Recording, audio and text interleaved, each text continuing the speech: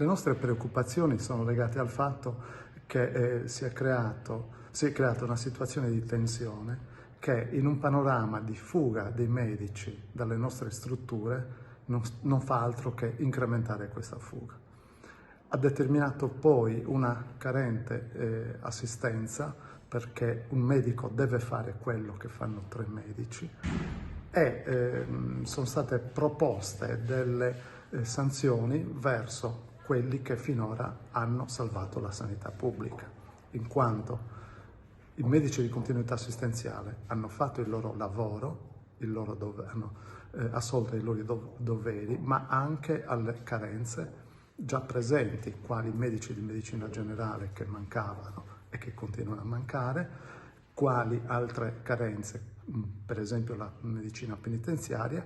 Quindi tutte queste incombenze sono passate ai medici di continuità assistenziale senza neanche aver avuto la possibilità di concertare con loro qualcosa prima, ma solo ed esclusivamente attraverso degli ordini di servizio, delle imposizioni fatte proprio alla vigilia del periodo festivo, quando non c'era la possibilità di organizzare diversamente. Mi preoccupa il fatto che un medico debba assistere una popolazione così vasta, debba prolungare il suo orario di lavoro, esponendo quindi i pazienti che avranno la sua assistenza ad un rischio clinico elevatissimo. C'è una fuga dei medici ospedalieri verso altre strutture, ma c'è anche la impossibilità ad assumere nuovi medici per diversi problemi, non legati certo alla sanità oristanese. Il problema è che allorché vengono scoperte certe aree, viene cercato di attutire il colpo spostando e destinando temporaneamente i medici di altre strutture. Questo rende meno appetibili non solo le strutture che hanno le carenze, ma anche tutte le altre strutture che devono andare a supplire queste carenze.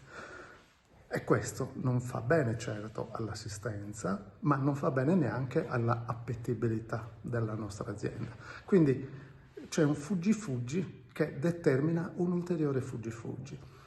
Io penso che allorché si hanno dei dipendenti che lavorano bene e che profondono il loro impegno giorno e notte sempre, indipendentemente dagli orari, questi io li devo, non dico coccolare, ma trattare perlomeno bene.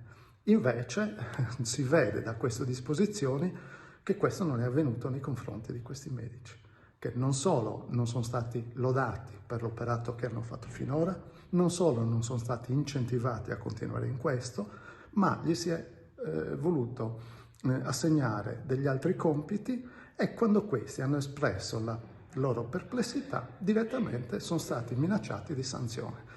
Probabilmente io non avrei fatto così. E io, dirigendo una struttura, se ho il 75%, che poi diventa il 90% di medici dimissionari, un problema me lo pongo.